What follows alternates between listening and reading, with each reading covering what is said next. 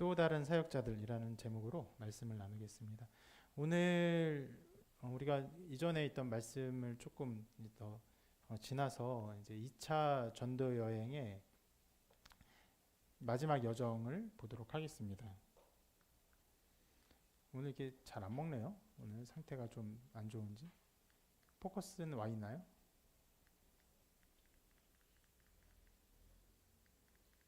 이게 한번 이 배터리를 갈아볼까요? 네, 한번 잠깐만 갈아주겠어요? 저 배터리가 이제까지 온 것도 신기하긴 합니다. 한 2년 가까이 쓴 것 같은데.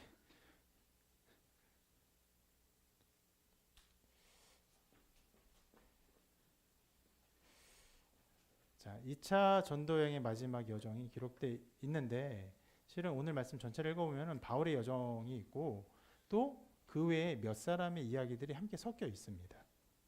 그래서 오늘은 대체적으로는 그 다른 이야기를 좀 더 중점적으로 볼 텐데 바울의 여정도 있기 때문에 그것도 함께 이 말씀이 기록된 대로 따라가면서 함께 보겠습니다. 그래서 말씀의 포커스가 조금은 이렇게 두 가지가 있고 조금 흐릿한 부분이 있는데 여러분 그런 것들을 주의하면서 보면 좋을 것 같습니다. 자, 2차 전도의 여행을 우리가 쭉 따라왔죠. 대략 이런 여정이었어요. 지도로 보면요. 이게 오늘 상태가 안 좋습니다. 보이십니까? 여기 수리아 안디옥 이쪽에서 출발해서요. 쭉 따라가서 저 마게도냐 지방으로 갔다가 뭐 빌립보, 데살로니가, 베레아, 그다음에 아덴, 고린도 여기까지 온 것이에요. 그리고 이제 남은 여정이 이렇게 이제 가는 여정이 있는데 굉장히 긴 여정입니다. 우리가 대략 이 수리아 안독에서 시작해서 여기 고린도까지 오는 데까지 대략 11주 동안 이 말씀들을 살펴보았습니다. 그리고 자, 2차 전도여행의 거의 마지막 부분에 있었던 지역이 우리가 살펴보았던 고린도의 말씀 우리가 3주 동안이나 살펴보았습니다. 거기서 굉장히 중요한 재판이 마지막에 이루어지죠. 우리가 그 지지난주에 살펴보았었는데 바로 그 새로 부임한 갈리오 총독에 의해서 바울의 전도가 언어와 명칭과 유대인의 법에 관한 것뿐이요 로마법에 저촉될 것이 없다 라는 판결을 받았습니다. 잘 안 되네요 이거. 한 20번 눌러 한번 되는데 하여튼 뭐 한번 해보겠습니다. 이거 혹시 수신기 어디쯤 있나요? 한번 해볼게요. 이게 굉장히 중요한 판결이었어요. 왜냐하면 전에도 우리 살펴본 것처럼 총독이 그런 판결을 했기 때문에 그 하위의 사람들이 이 판결을 넘어설 수가 없습니다. 함부로 바울의 전도하는 것을 잡아다가 너 법에 저촉되지 않았냐라고 시비를 걸 수가 없어요. 더 상위의 사람이 이렇게 판결을 했기 때문에. 자, 그래서 이러한 결과로 인해서 말씀의 어떤 그 내용이 이런 것들을 전해주고 있는데 이렇게 말합니다.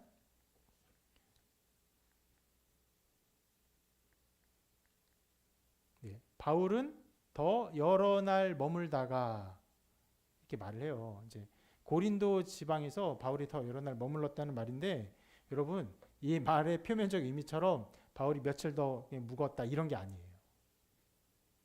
굉장히 더 많은 기간 동안 고린도에서 힘있게 사역을 할 수 있었다라는 것을 보여주는 것입니다. 그래서 이것은요 이런 것들을 의미한다고 볼 수 있어요. 하나님의 보호하심 아래 힘을 얻을 수 있었다. 바울의 모든 사역이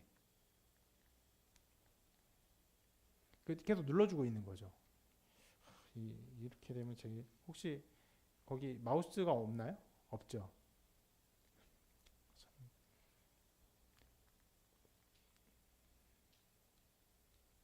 이게 하나가 버튼이 고장 난 건지 한번 해보겠습니다.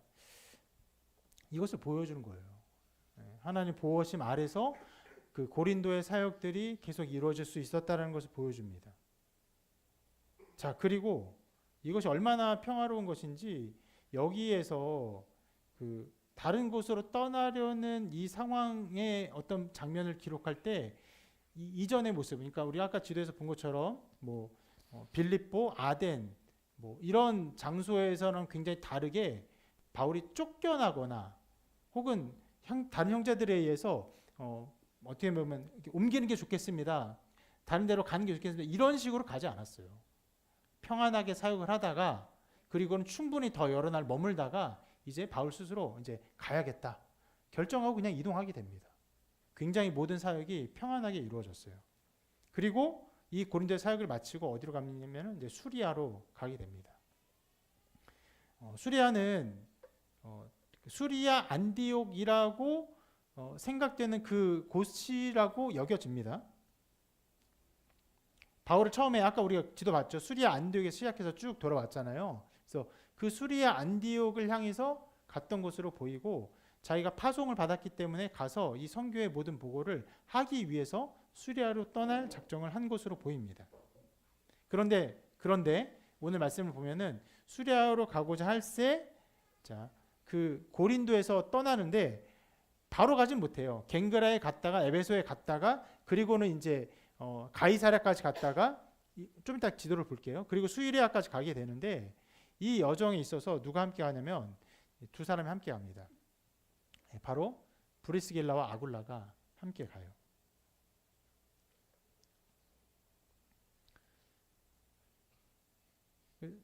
굉장히 인상적인 어떤 결정이라고 생각합니다. 그리고 중요한 걸음이라고 생각해요. 여러분 인생의 여정에 있어서 자기의 계획과 자기의 뜻대로 어떤 계획을 이렇게 살고 그 걸음을 걸을 때가 있는데 정말 어떤 때에는요. 어떤 교회 사역에 하나님의 뜻에 어떤 사역자들의 그 결정에 따라서 자기 삶을 이동하거나 그 결정들을 따라갈 때가 있는 것이에요.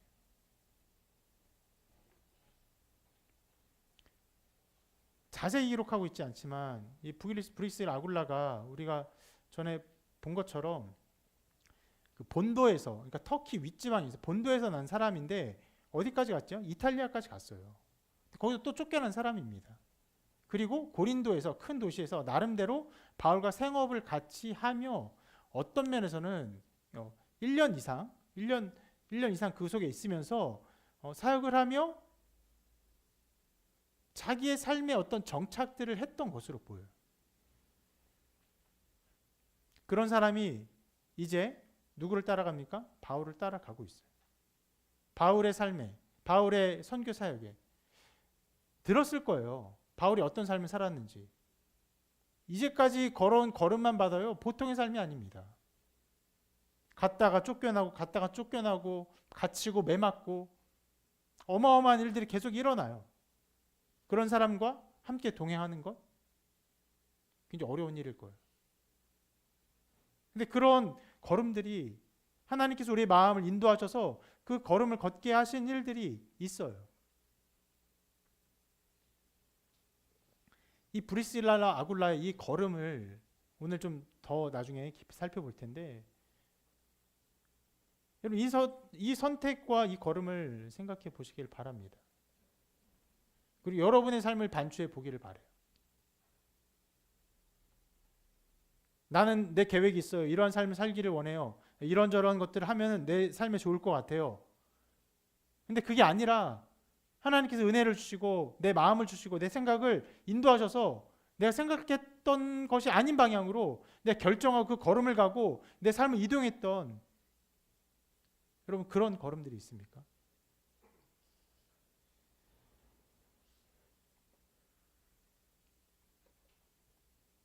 하나님은요 치어리더가 아니세요. 우리 삶을 사는데 그래 잘 살아라 내가 응원해 주마 이런 분이 아니세요. 우리의 삶을 통해서 영광 받으실 하나님의 계획이 있습니다. 때로는 매우 간접적으로 때로는 매우 강권적으로 우리의 삶을 인도하십니다. 자기 뜻대로 자기 생각대로 자기 멋대로 살다가 자기 욕심대로 살다가 일생의 종로를 타요. 그냥 죽는 그런 인생이 아니라 하나님의 뜻을 드러내는 영광의 빛이 되기 위해서 우리 삶을 인도하세요.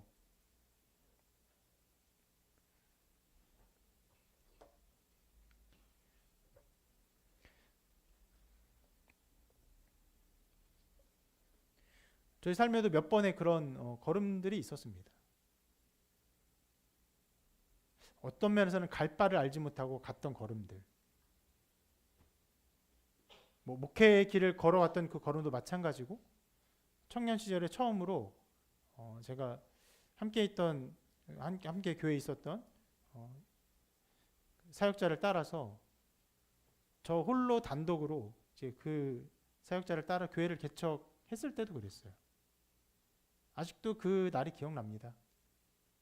12월 끝나고 1월 첫 주에 예배드리러 가는데 한 10년 이상 같은 교회를 계속 다니면서 매번 그렇게 그 교회에서 신앙생활을 하다가 이제 그 모든 것을, 모든 친구 관계, 모든 관계를 다 이제 뒤로 하고 홀로 눈이 많이 왔어요. 또 그때 눈이 많이 오는 그 가정집에서 이제 개척 예배를 드렸으니까 가정집에 홀로 버스를 타고 한참을 가서 작은 빌라 방으로 들어갔던 그날이 아직도 기억이 나요. 여러분, 우리 삶에 하나님께서 이런 걸음을 걷게 하시는 일들이 있어요. 오늘도 이런 부분들을 쭉 생각하면서 제가 걸었던 그 걸음의 한 걸음 때문에 결국은 여기까지 온 것이라고 생각이 됩니다. 그렇지 않았다면, 그 걸음을 걷지 않았다면, 물론 그때는 이런 것을 생각하진 않았어요. 그저 제 청년의 생각으로 이 사역자를 잘 도와서 이 교회에 헌신하고 이 교회가 성장하고 잘하고 은혜 가운데 많은 사람이 영향을 끼치는 교회를 세웠으면 좋겠다, 그런 바람이었죠. 제가 뭐 사역자가 되기까지 이 걸음 생각지는 않았습니다. 근데 그 걸음이 이런 걸음으로 쭉 이어졌던 것이죠. 브리스길라와 아굴라의 걸음도 쉽지 않았을 것이라 생각합니다. 그러나 고린도에서 바울이 사역하는 것을 계속 보면서 바울이 갔죠. 그들의 집에 가서 그들에게 함께 생업을 같이 하면서 또 말씀 사역을 계속 같이 했죠. 엄청난 영향을 받았을 거예요. 그리고 바울이 떠나는 그 길 함께 가지 않을 수 없다고 생각했던 것으로 보입니다.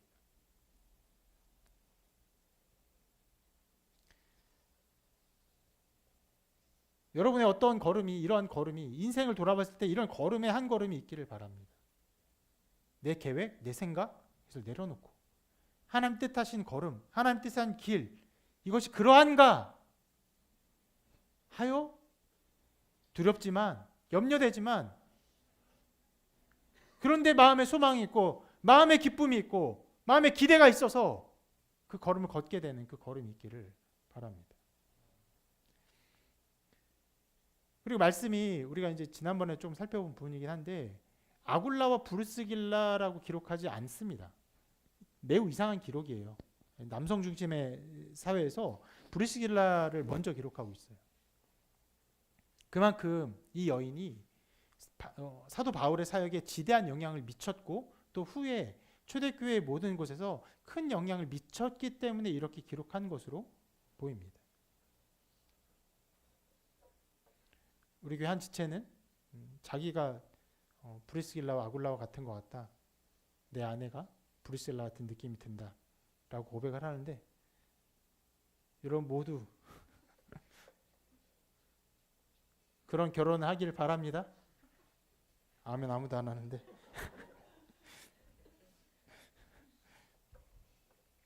중요한 일이죠.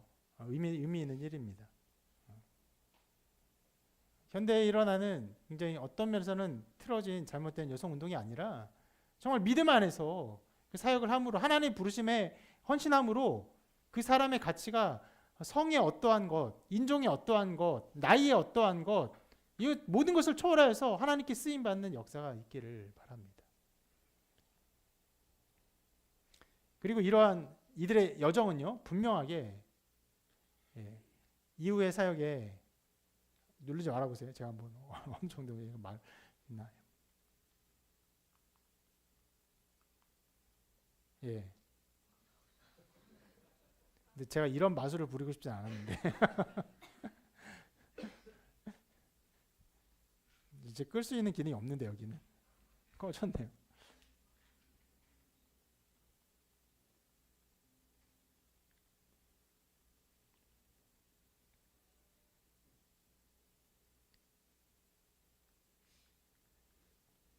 그 예. 예, 이들의 여정은요 또 다른 열매를 맺는 중요한 결정이 돼요. 우리 좀 이따 살펴볼게요. 왜냐하면 말씀이 이 함께 했다 하고는 바울의 여정을 다시 주목하고 있기 때문에 바울의 여정을 좀 더 살펴보겠습니다. 자, 이렇게 떠나면서 바울이 이 고린도를 떠나서 갱그레아 항이 있어요. 고린도와 가까운 항이 있어요. 우리 지난번에 고린도 막 그 고린도 운하 같은 거 지도 봤잖아요. 한쪽에 갱그레아 항이 있었습니다. 거기에 가서 머리를 깎는 일을 합니다. 예. 이게 뭐냐면 그 이유를 이렇게 설명하고 있는데 일찍이 서원이 있었으므로라고 말을 해요. 뭐냐면 나시린의 서원으로 여겨져요. 이게 구약에서부터 있었던 것인데 두 가지 어떤 목적이 있었습니다. 하나님께 무언가를 간구하기 위해서 혹은 하나님께 무언가 감사하기 위해서 내가 이런 일정의 기간 동안 나시린의 서원을 합니다라고 하면은 내가 하나님께 드려진 바 된 존재로 이 기간 동안 살겠습니다. 그게 뭐 일주면 일주, 한 달이면 한 달, 혹은 1년이면 1년 자기가 그것을 자발적으로 정할 수 있었어요. 그동안 어떻게 합니까? 포도주나 독주를 마시지 않고 그리고 부정한 것에 접촉하지 않아요. 부정한 것에 접촉하지 않는다는 것은요. 어떤 사체를 만지지 않는다는 것을 의미하는 것이기도 하고 어떤 면에서 장례식에도 안 간다는 것을 의미하는 것이에요. 그리고 머리를 깎지 않습니다. 그리고 이 일정한 시간의 그 서원의 기간이 끝나면 이것이 끝났다는 의미로 그동안 깎지 않았던 머리를 자릅니다. 그것이 바로 이 머리를 깎았다는 의미예요.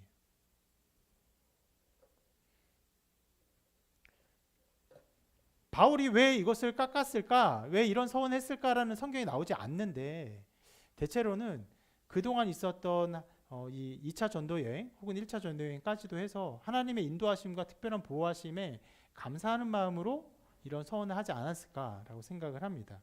근데 이게 실은 굉장히 어떤 일종의 구약의 율법적인 관습을 행하는 것이어서 조금 이상하게 보이는 부분도 있어요. 근데 바울의 어떤 삶을 보면은 바울의 어떤 가르침을 보면은 굉장히 율법적인 거 반대합니다. 할례도 반대해요.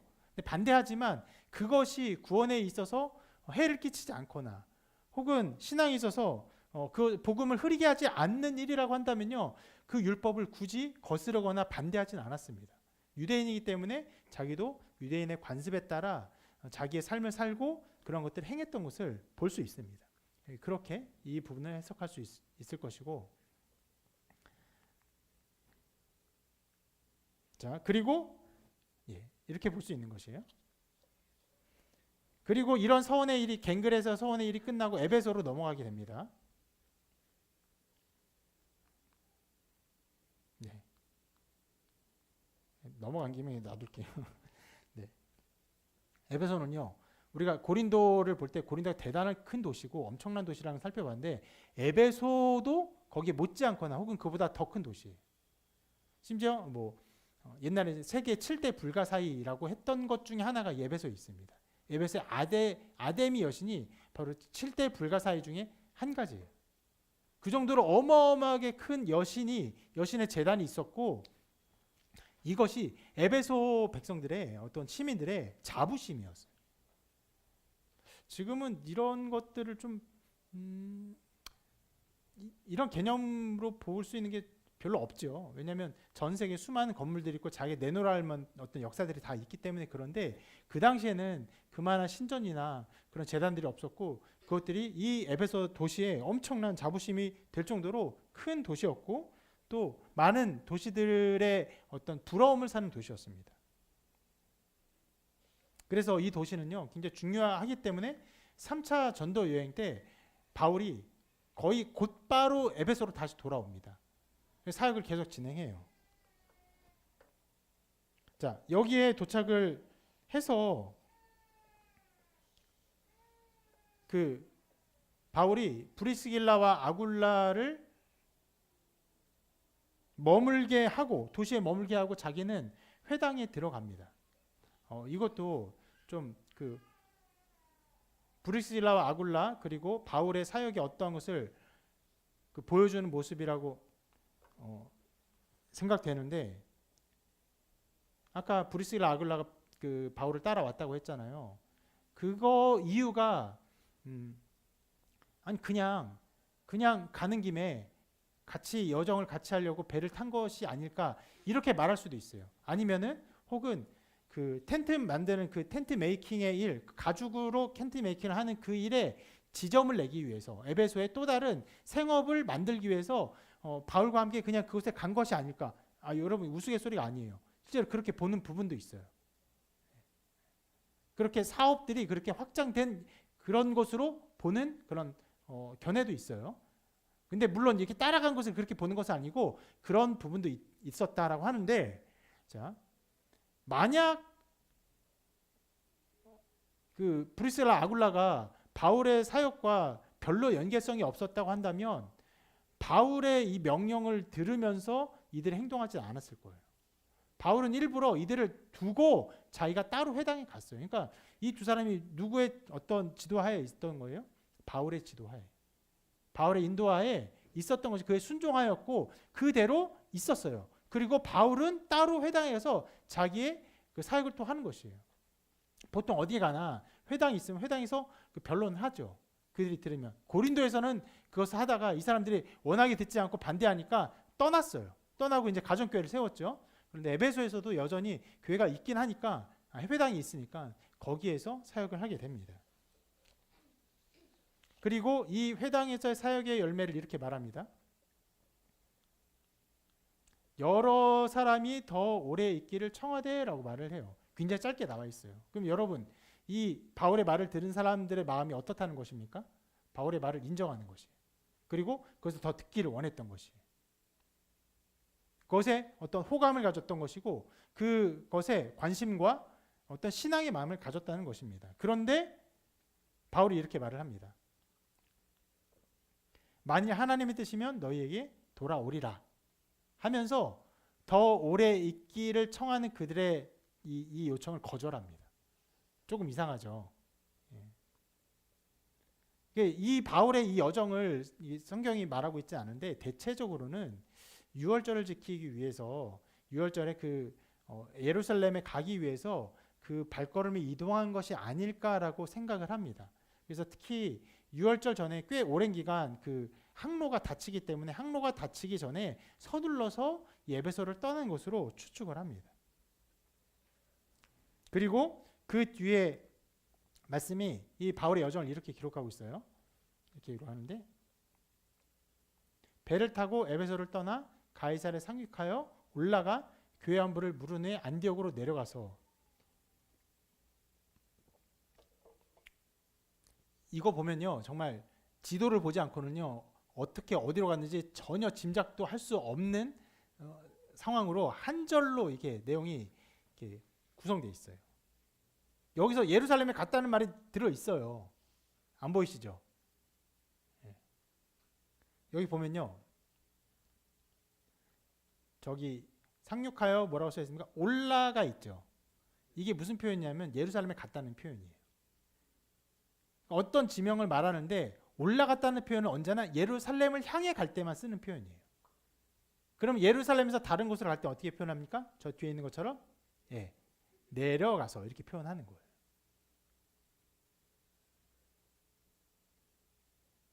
그래서 이것을 지도로 보면요, 이 여정이요 한 절로 표현되는데 말도 안 되게 긴 여정입니다.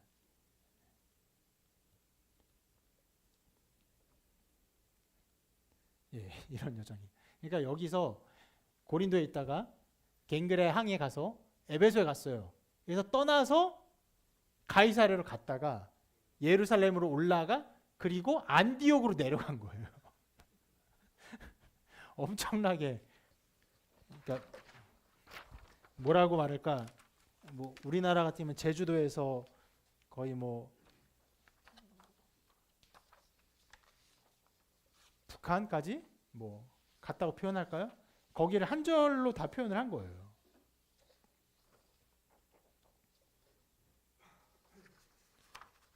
자, 바울의 여정이요. 여기서는 이렇게 끝나게 됩니다.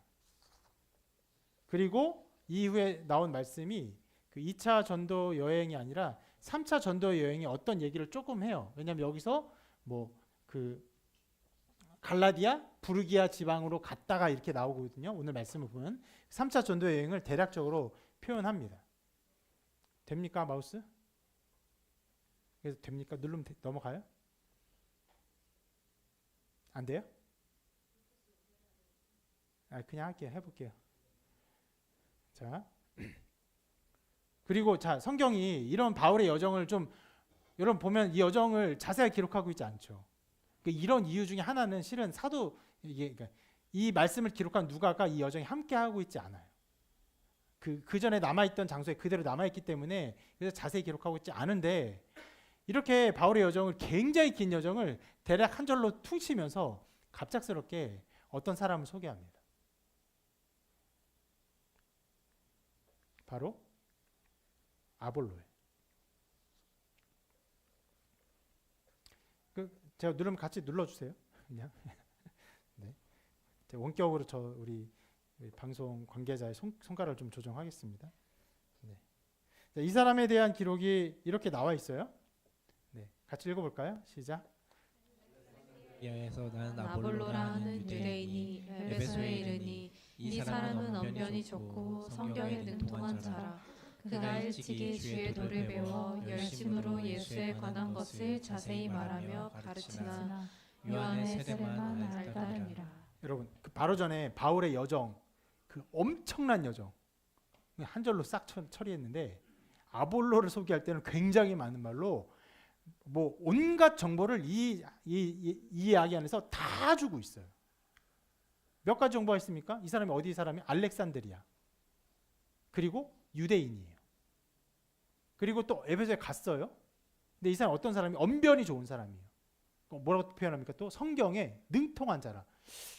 제가 이것을 좀 검색해 볼 걸 그랬어요. 성경에 능통한 자라는 표현이 거의 없습니다. 성경에. 그렇게까지 표현되는 사람이에요. 일찍이 주의 도를 배웠어요. 그래서 열심으로 예수에 관한 것을 자세히 말하며 가르치는 사람이에요. 에베소에서. 그런데 문제가 뭐예요? 한 가지 이상한 점이 있는데 요한의 세례만 알았어요. 여기서 요한의 세례만 알고 참 주의 도를 보고 예수에 관한 것을 가르치는데 요한의 세례만 안다는 것이 무슨 의미인지 알기도 어렵고 이것을 우리가 받아들이기도 좀 쉽진 않습니다. 왜냐하면 우리가 성경을 들을 때, 성경에 대해서 배울 때 언제나 이 성경 말씀을 통으로 배우죠. 그리고 요한을 먼저 배웁니까? 예수님을 먼저 배웁니까? 예수님을 먼저 배우죠. 그리고 요한을 나중에 좀 배우게 됩니다. 그렇기 때문에 요한에 대한 것을 먼저 자세히 알고 예수님에 대한 것을 좀 부분적으로 안다는 이런 상황 자체가 좀 이해가 안 되는 부분이 있어요. 그런데 당시에는요, 이런 일들이요 종종 있었어요. 단적인 예로 여러분, 요한의 제자들도 실은 요한의 말을 전한 거긴 한데 예수님에게 이런 질문을 한 적이 있습니다. 읽어볼까요? 시작.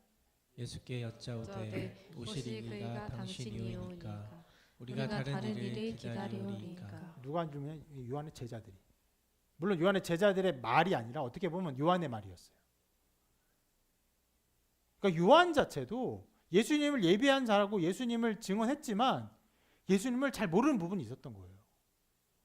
그럼 제자들은 어땠습니까? 제자들도 마찬가지예요. 그러면 여러분 그 당시에 이런 정황들을 생각해 볼 수 있는데 예수님이라는 존재 자체 그리고 예수님의 어떤 신학적인 것들 사람들이 모르는 부분이 굉장히 많을 수 있다는 거예요. 그런데 그에 반해서 요한은요 얼마나 인기가 있었습니까? 어마어마한 인기가 있었어요. 세례 요한이다. 그러니까 여러분 이 명칭 안에 이미 그가 가지고 있는 어떤 그 유명세가 있어요. 요한인데 세례를 베푸는 사람이래. 예수님은 뭐라고 말합니까? 앞에 뭐라고 말하지 보통? 나사렛 예수.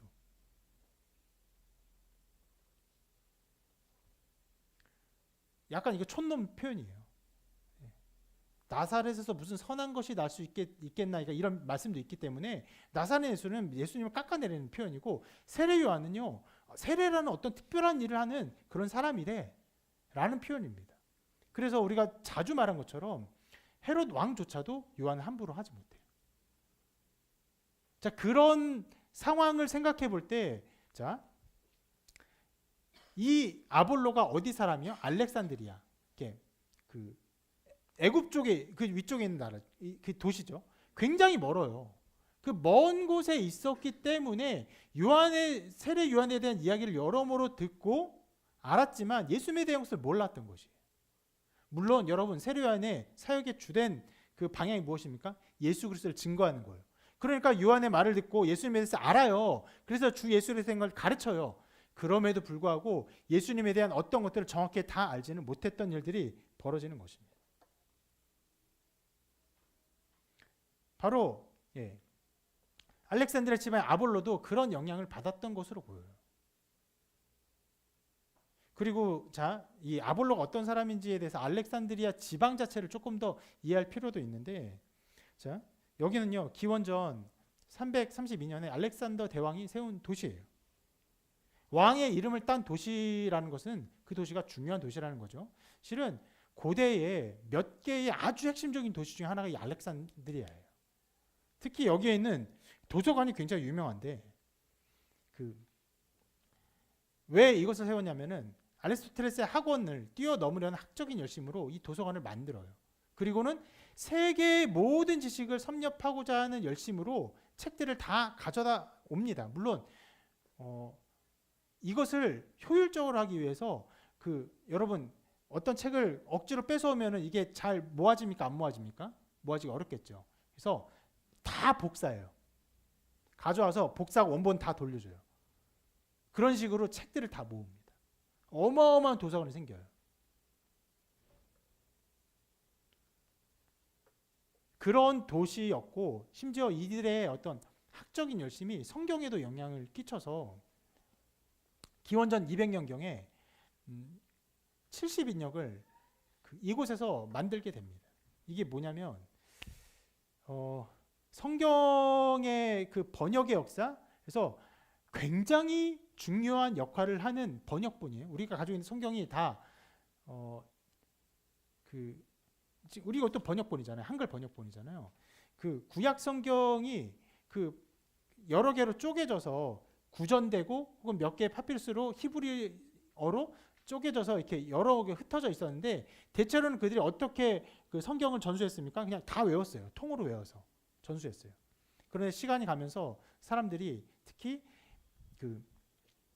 알렉산드리아까지 퍼진 흩어진 유대인들이 히브리어를 점점 모르기 시작하는 거예요. 그러니까 그렇게 하지 말고 아예 그러면 헬라어로 구약 성경을 번역해라 명령을 합니다. 그리고 왜 70인명인지는 말이 조금 헷갈리는데 70여 명의 사람들이 번역했기 때문에 또 70여일 동안 이걸 번역했기 때문에 이게 70인명이라고 말하기도 하는데, 구약 성경의 가장 오래된 헬라어 번역본의 성경이 이렇게 만들어지는 것이에요. 그러니까 어떻게 보면요, 저런 것은 여기에 어울리는 것이 아니라 차라리 좀 다른 지방, 뭐 터키라든지 혹은 그리스 지방, 여기 더 어울릴 수 있다고 생각하는데, 알렉산드리아가 워낙에 그 지식에 대한 열심과 열망이 뛰어나고 그것 때문에 유대인들도 많이 모였고, 그 유대인들을 위한 이 70인형이 필요하다 생각하니까 이것까지 번역본을 만들 정도로 열심히 있었던 도시입니다. 그런 도시에 살았기 때문에 이 아볼로가 일찍이 이 성경에 대한 것을 배웠고, 아까 뭐라고 했죠? 성경에 능통했어요.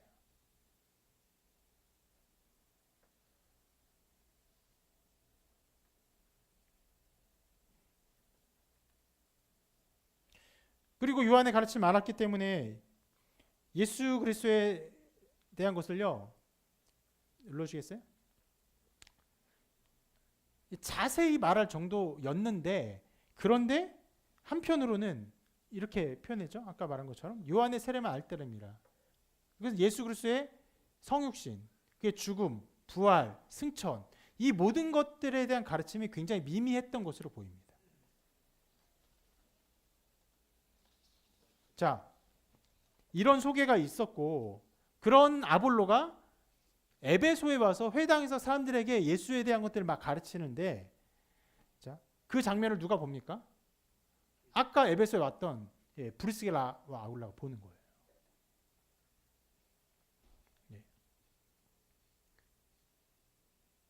그리고 이 두 사람은요, 이 아볼로가 언변에 능해요. 성경이 능통한데 어마어마한 사람인데, 그런데 예수 그리스도에 대한 지식이 부족하다는 것을 알게 돼요. 그래서 그 상황을 이렇게 기록하고 있습니다. 같이 읽어볼게요. 시작. 그가 회당에서 담대히 말하기 시작하거늘 브리스길라와 아굴라가 듣고 데려다가 하나님의 도를 더 정확하게 풀어 이르더라. 여기에서 우리는 브리스길라 아굴라의 행동의 몇 가지 좀 살펴보고자 하는데, 한 가지는 이 부부의 사려 깊은 모습을 볼 수가 있어요. 아볼로가 회당에서 가르치는데 잘못됐어요. 분명히 부족해요. 어긋났어요. 근데 어떻게 했어요? 데려다가 따로 개별적으로 여기서 가르쳐줬어요. 어떤 면에서는 이 그 아볼로가 사람들 앞에서 망신당하거나 혹은 굉장히 학적으로 말했는데 거기 부족한 것을 드러내는 것이 합당하지 않다고 생각했던 것 같아요. 그를 배려해주고 그를 사려 깊게 생각했던 것입니다. 그리고 또 하나는 이게 더 중요한 부분인데, 이 부부의 열의를 볼 수 있습니다. 이 부부가요, 가만히 있을 수가 없었어요. 아볼로가 어떤 사람이라고요? 언변에 능해요. 성경이 능통한 사람이에요. 그러면 그 말이 얼마나 사람들의 생각과 관심을 휘어잡았을까요? 이미 에베소에서 그 바울이 전도를 했기 때문에 사람들이 그것에 대한 관심이 있었던 상황이에요. 그런데 아볼로가 또 성경에 능통한 사람으로서 이 말들을 막 하니까 굉장한 어떤 관심들을 불러일으켰을 것이에요.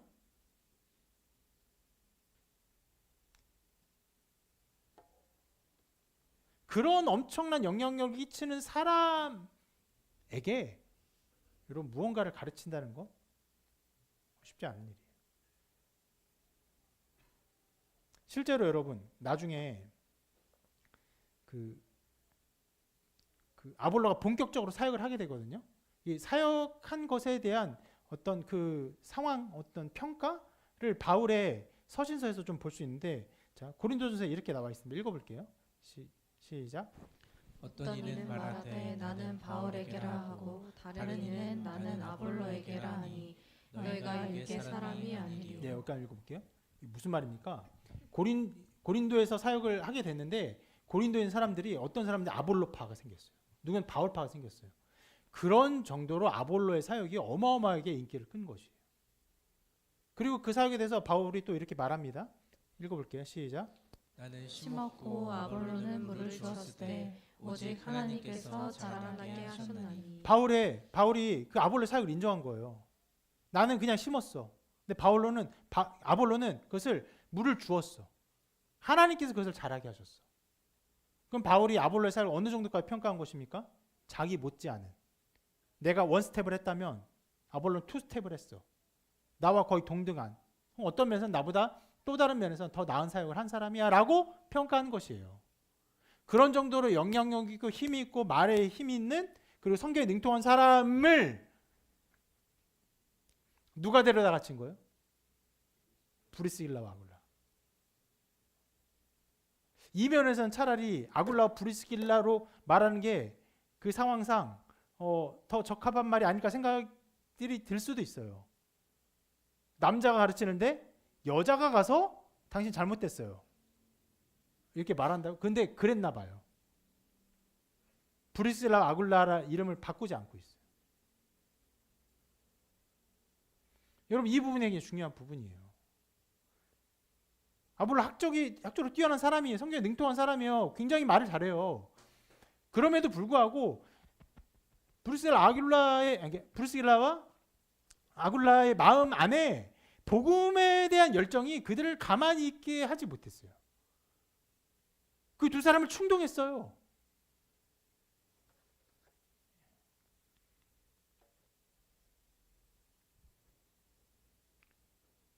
여러분, 복음이 하는 일이 이것입니다. 복음은요, 사람의 마음을 뜨겁게 하고 사람을 그 복음에 서게 하고 어떤 상황에서도 복음을 온전히 전하고자 하는 열망과 열심을 갖게 해요. 누가 시켜서 하는 것이 아닙니다. 누가 그 상황에서 브리스라와 아굴라에게 아볼로를 데려다 가르쳐라 이렇게 시켰겠습니까? 아볼로는 학적으로 뛰어난 사람이고 알렉산드리아에서 어렸을 때부터 성경을 깊이 배운 사람인데, 브리스라와 아굴라는 고작 어떤 사람입니까?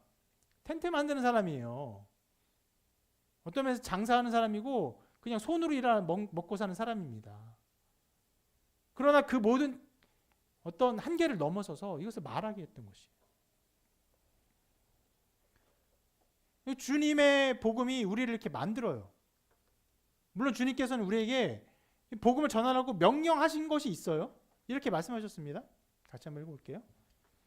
시작. 너희는 가서 모든 민족을 제자로 삼아 아버지와 아들과 성령의 이름으로 세례를 베풀고 내가 너희에게 분부한 모든 것을 가르쳐 지키게 하라. 볼지어다 내가 세상 끝날까지 너희와 항상 함께 있으리라. 자, 예수님께서 분명히 명령하셨어요. 너희는 가서 모든 민족을 제자로 삼아 아버지 아들과 성령의 이름으로 세례를 베풀고 내가 너희 분부한 모든 것 가르쳐 지키게 하라 명령하셨어요. 근데 명령이 있다고 해서 제자들이 듣고 아 그래 예수님 명령하셨으니까 그래 우리 명령 순종해야 돼 해서 그런 일을 하는 것이 아니에요. 하라고 했으니까 하는 것이 아니에요. 복음은 그런 것이 아니에요. 실은 이 말씀은요, 도리어 그렇게 하는 것에 있어서 그 명령이 주어졌지만 명령보다는 실은 약속에 가깝습니다. 뒤에 뭐라고 말합니까? 지게 하라. 볼지어다 내가 세상 끝날까지 너희와 항상 함께 있으리라. 너희들이 그렇게 복음을 증거하는 그런 삶 가운데 내가 있을 것이야. 약속의 의미가 더 강한 것이에요.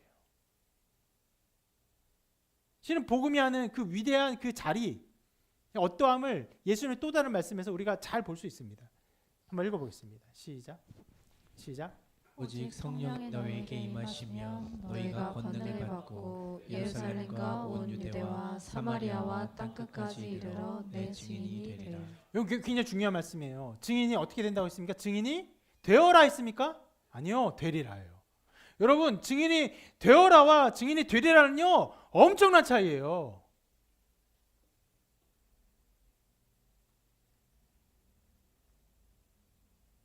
증인이 되어라면요 그냥 명령을 받고 그래 그렇게 해야 되는 건가 하고 하는 거예요. 아니요, 그것이 아니에요. 증인이 되는 것이에요. 스스로 그것에 증인을 하는 것이에요. 여러분, 이 사도행전 1장 8절의 말씀을 잘못 가르치고 설교하는 일들이 때때로 있습니다. 증인이 되시길 바랍니다. 증인이 되십시오. 아니에요. 그것이 아니에요. 성령이 임하면요 증인이 되는 것이에요. 무엇이에요? 말하지 않고 누가 시키지 않아도 그것을 꺼내지 않고는 견딜 수 없는 마음들이 일어나는 것이에요. 그것 때문에 복음이 증거되고 나타나고 생명을 바치는 것입니다. 명령에서 하는 거요? 실은 누구나 할 수 있죠. 여러분, 우리 전도합시다. 나가서 우리 이렇게 전도제에서 밖에서 나눠줍시다. 할 수 있어요. 어떤 마음으로 할 수 있습니까? 전단지 나누는 마음으로. 이렇게 하면 사람들이 전단지 잘 받아요 하는 마음으로 할 수도 있어요. 그런데 그런 일을 하다가 위협을 당해요. 예수쟁이 막 소금 뿌리고 물 뿌리고 이때처럼 막 가둬다가 잡고 때리고 매질하고 하면 그걸 합니까? 안 합니까? 절대 안 하죠. 자기의 위해가 있으면 안 합니다. 증인이 된 사람은 그러지 않아요. 어떤 상황에서도 하는 거예요. 어려운 상황에서도요, 복음의 온전함을 드러내기 위해서 그 난관의 어떤 걸음을 넘어갑니다. 브리스길라와 아굴라가 그것을 한 것이에요. 아볼로를 향해서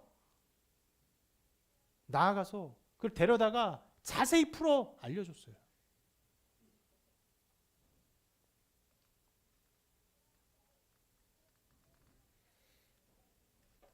저에게도 이 일이 실은 어떻게 보면 두 번 정도 두 단계를 통해 일어났습니다.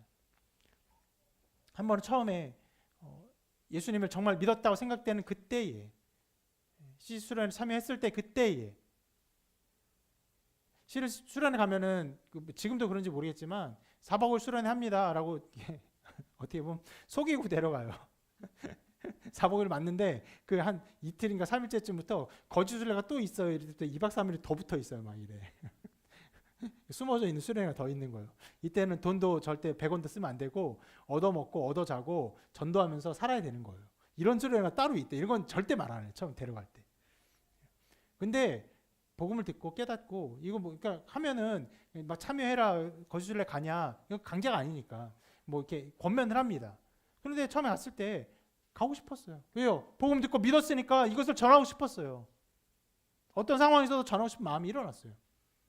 실제로 그 전에는 친구들이 복음 전하는 거 굉장히 신기하기도 하고 어떤 면에서 부끄럽기도 하고 나는 저러지 못하는데 이상하기도 했어요.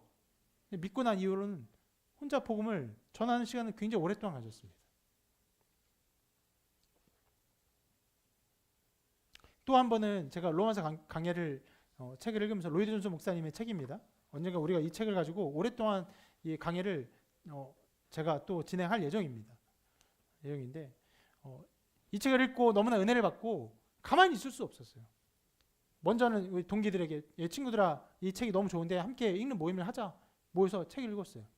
그 좀 있다가는 그 교회에서 청년부 모임에 제가 이 로마서 강해를 가르치는 그 수업을 열겠습니다. 목사님 저에게 허락해 주십시오. 청년인데 로마서 강해를 강의하겠다는 그 어떤 요청을 했어요. 허락해 주셔서 사람들이 11명, 12명 모아서 그 강의를 했습니다.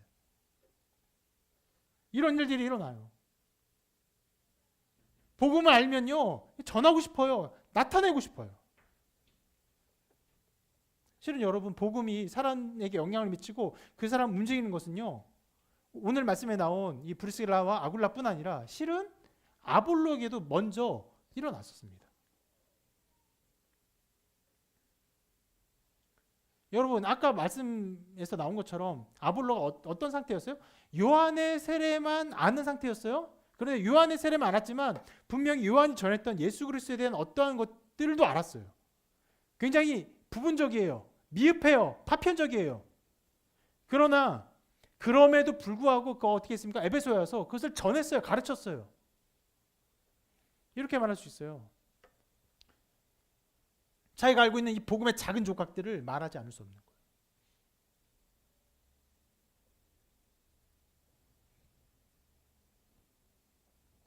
이게 실은 여러분 복음이 언제나 우리한테 하는 일입니다.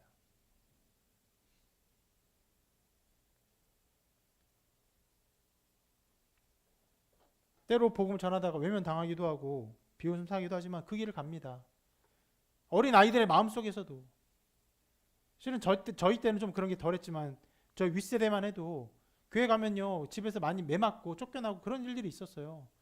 그런데 어린 아이들이 교회 가서 예수님 배우고 예수님 찬양하고 하나님 찬양이 너무 좋아서 안 갈 수 없는 거예요.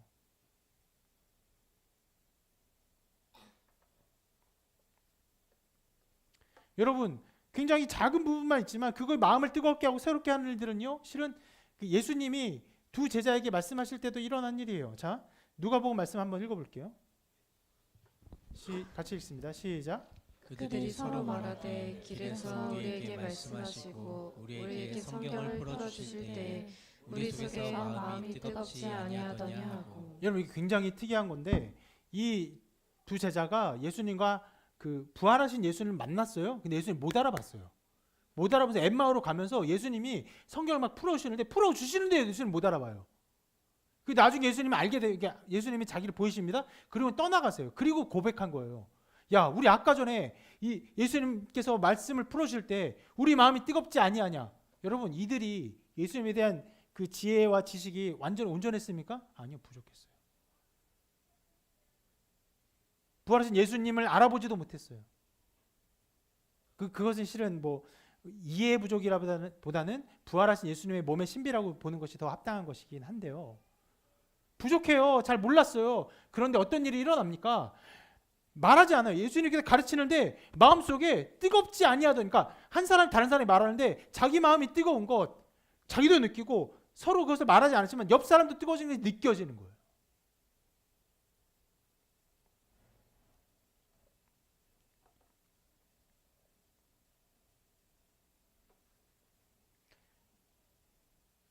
여러분 이렇게 복음이 사람을 충동합니다. 움직여요. 뜨겁게 해요. 말하자면 견딜 수 없게 해요.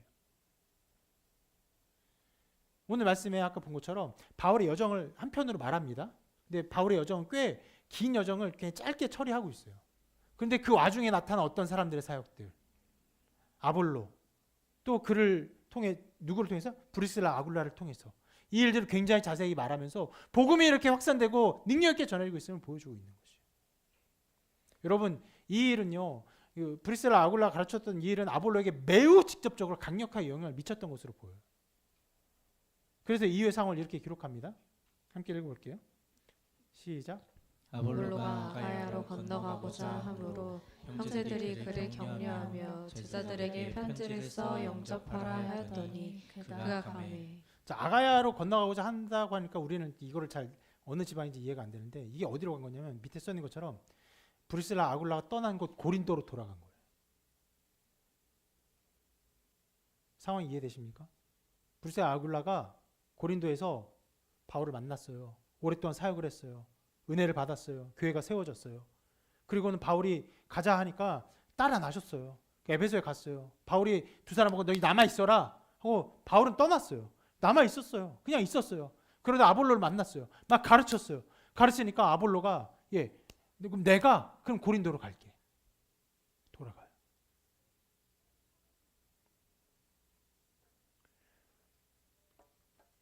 왜 갔는지 어떤 상황을 갔는지는 알 수 없지만 이 모든 장면들이 굉장히 은혜의 역사라고 생각돼요. 어떤 면에서는요, 브리스길라 아굴라는 갈 바를 알지 못해 갔을 뿐이고, 심지어는 바울도 떠났을 뿐인데, 거기서 굉장히 성경에 능통한 아볼로를 만났고, 이 사람이 은혜를 받으니까 도리어 이제 브리스길라 아굴라가 떠나왔던 고린도에 가서 사역을 하겠다. 내가 거기서 이 말씀을 온전히 가르쳐 전하겠다라고 생각했던 것으로 보여요.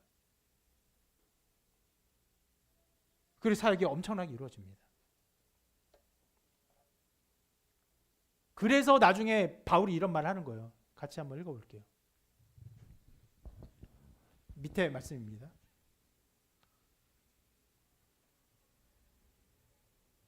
나는 심었고 시작. 나는 심었고 아볼로는 물을 주었을 때 오직 하나님께서 자라나게 하셨나니. 바울이 평가한 거예요. 왜요? 위에 말씀도 한번 읽어볼게요.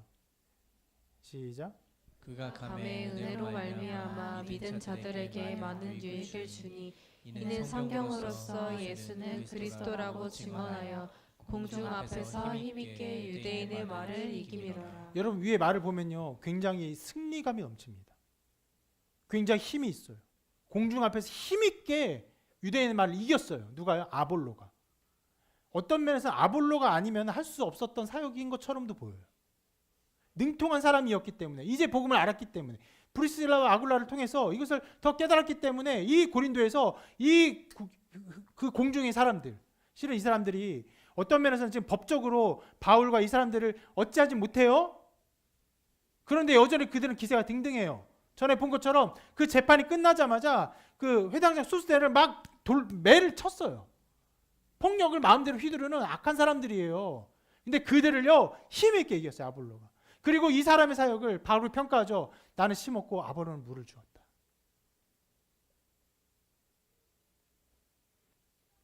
이렇게 여러분 2차 전도 여행이 끝나는데 하나님께서 놀랍게 사람들을 사용하십니다. 생각지 않은 브리스길라 아굴라,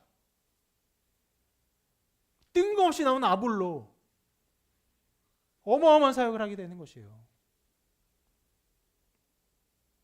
사도입니까? 사도가 아니죠. 어쩌다 만난 사람들입니다. 다 평신도들이라고 할 수도 있어요. 성령께서 하나님의 때에 사람들을 불러주시고 사람들 한번 충동하시고 그 걸음 인도하시고 만나게 하시고 역사하게 하시는 거예요.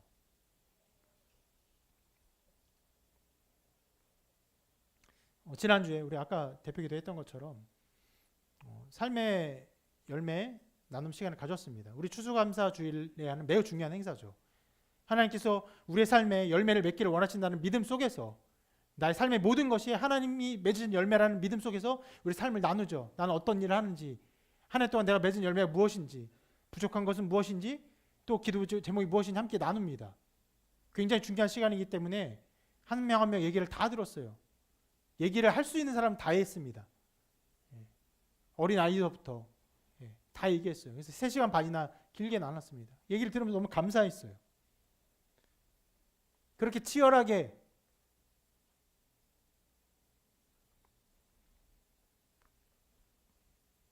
그렇게 쉽지 않은 삶을 살아가고 있다는 것을 함께 듣는 것이죠. 한 사람 한 사람마다 믿음의 싸움, 영적 싸움이 있었다는 것을 보게 됩니다.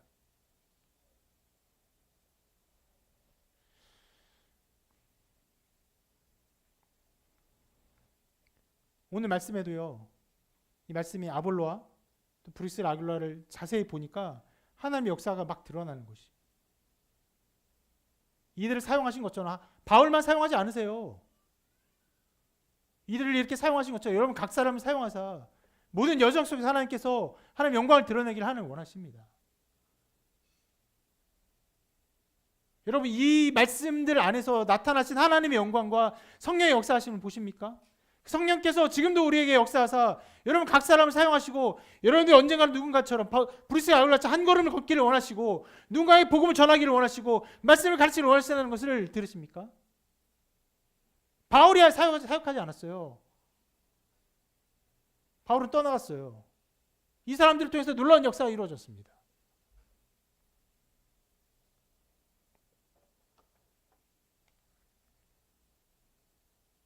이 말씀을 이렇게 정리할 수 있습니다. 하나님은 그의 택한 여러 백성들을 여러 모양으로 사용하시며 하나님의 나라를 나타내신다. 여러분 이 믿음 속에서 여러분 걸음을 걸어가시길 바랍니다. 정말로 한 걸음 한 걸음을 걸어가시길 바랍니다. 저는 너무 힘을 줘서 말했는데요. 여러분 이미 그런 삶을 살아주셔서 감사하고 너무 감사했어요. 정말 너무 감사했어요.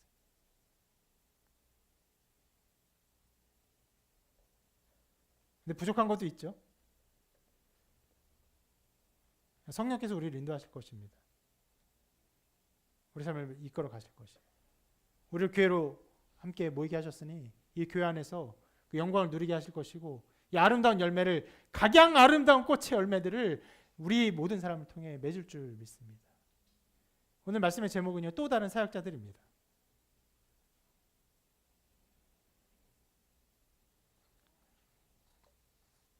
여러분 모두가 이 또 다른 사역자들이라는 제목 속에 여러분의 이름을 쓸 수 있기를 바랍니다. 그리고 은혜와 은총이 하나님의 일하심이 우리 가운데 더욱더 충만히 나타나게 되기를 또 여러분들 그 길을 따라가기를 주님의 이름으로 축원합니다.